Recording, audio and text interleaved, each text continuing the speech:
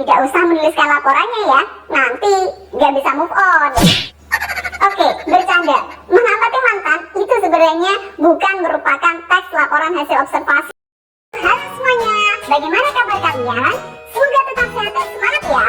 Kali ini saya akan membahas ulang mengenai teks LHO. Kenapa ulang? Karena dulu saya pernah membuat video ini, tetapi dengan keterbatasan alat sehingga masih banyak sekali suara yang bocor, tidak jelas, kemudian latar belakangnya juga masih tembok polos. Sebelumnya, selamat ya bagi kalian yang sekarang kelas 10, berarti kalian sudah masuk ke masa-masa SMA. Selamat tinggal masa SMP, selamat tinggal kenangan masa SMP. Teks laporan hasil observasi atau disingkat teks LHO. Teks LHO ini sebenarnya sudah pernah kalian pelajari ketika SMP. Semoga kalian masih ingat ya. Kalau yang tidak ingat, tenang, kita akan mempelajari ulang mengenai teks LHO sekarang. Ingat, sekarang. Teks laporan hasil observasi. Di dalamnya ada kata observasi. Oh, berarti teks laporan hasil observasi adalah teks yang berisi tentang bagaimana sih cara untuk menuliskan laporan yang baik dan benar setelah kita melakukan sebuah pengamatan. Jadi, tujuan adanya teks LHO ini adalah agar kita semakin terampil dalam menuliskan hasil pengamatan kita. Saya yakin kalian pasti sudah sangat pandai untuk mengamati. Mengamati apa saja? Mengamati lingkungan tempat tinggal kalian, mengamati situasi, mengamati kondisi, mengamati tempat, hewan, tumbuhan, atau mungkin mengamati mantan kalian. Tapi ketika mengamati itu kan nanti harus kita menuliskan laporannya. Tapi kalau mengamati mantan tidak usah menuliskan laporannya ya, nanti nggak bisa move on. Oke, bercanda. Mengamati mantan itu sebenarnya bukan merupakan teks laporan hasil observasi. Kok bisa? Bisa. Karena teks laporan hasil observasi itu mirip dengan teks deskripsi ya. Jadi, kalau teks laporan hasil observasi itu lebih bersifat umum. Sedangkan kalau teks deskripsi itu bersifat khusus. Nah, kalau mantan itu kan khusus ya. Satu orang kan? Bukan beberapa orang kan? Jadi itu merupakan teks deskripsi. Sedangkan untuk teks laporan hasil observasi itu yang bersifat lebih umum.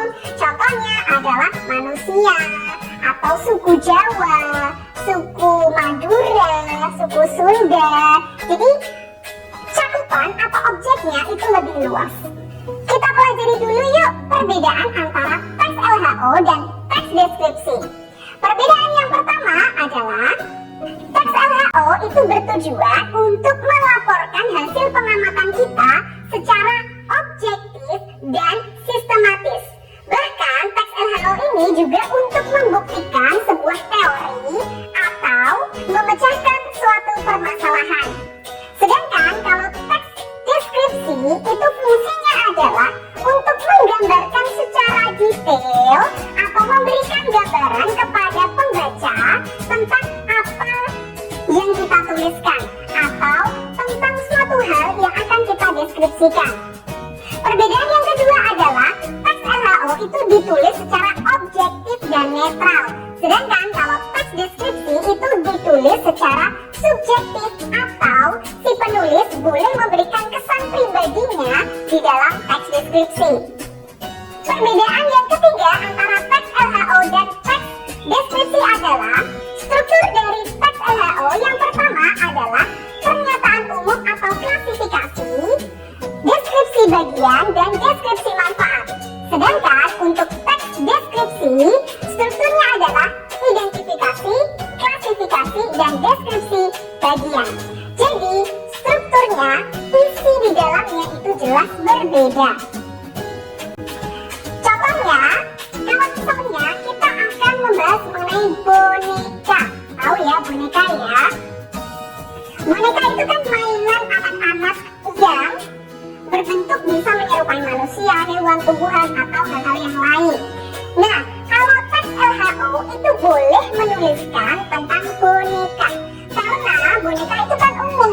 Nah, di dalamnya nanti kita bisa menjabarkan jenis-jenis boneka. Misalnya boneka terbuat dari kayu, dari kain, dan lain-lain. Sedangkan untuk teks deskripsi itu kita hanya perlu mendeskripsikan mendeskripsikan satu boneka saja. Contohnya adalah boneka Annabelle.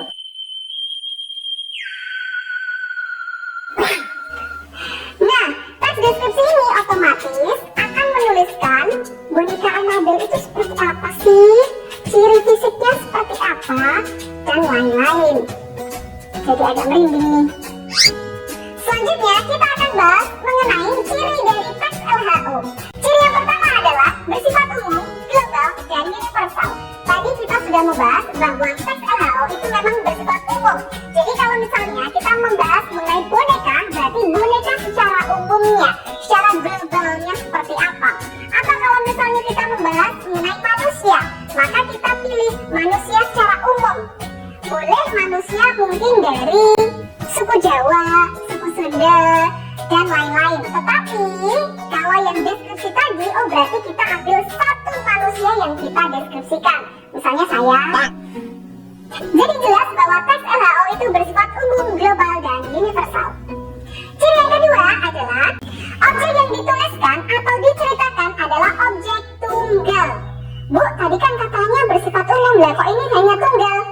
Tunggal di sini maksudnya adalah kalau misalnya kita membicarakan tentang boneka, ya sudah kita bicarakan tentang boneka, bukan mainan lain. Misalnya ada mobil-mobilan, ya kan? Atau ada pistol-pistolan dan lain-lain. Jadi kita cuma ambil mainan yang boneka itu tadi.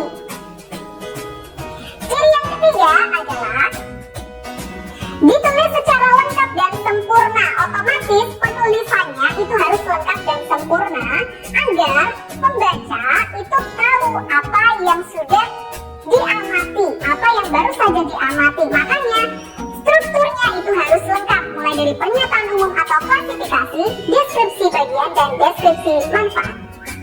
Ciri yang keempat adalah dituliskan berdasarkan fakta atau pengamatan yang baru saja dilakukan. Jadi teks LHO ini tidak bersifat opini. Jadi kalau misalnya kita membahas mengenai boneka itu tadi ya, di dalam membahas boneka kita tidak boleh memberikan opini atau pendapat kita tentang boneka. Misalnya, saya lebih suka mainan mobil-mobilan daripada boneka.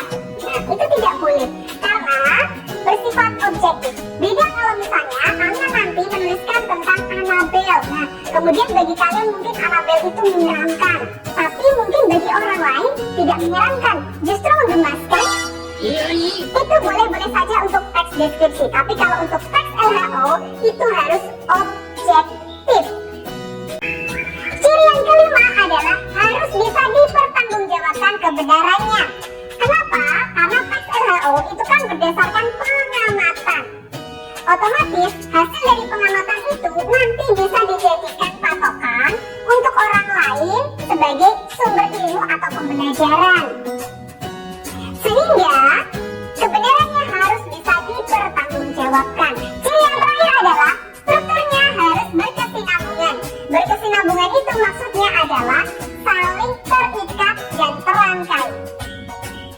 Otomatis dalam menuliskan teks laporan hasil observasi, antar strukturnya itu harus saling terikat dan nyambung antara pernyataan umum ke deskripsi bagian ke manfaat.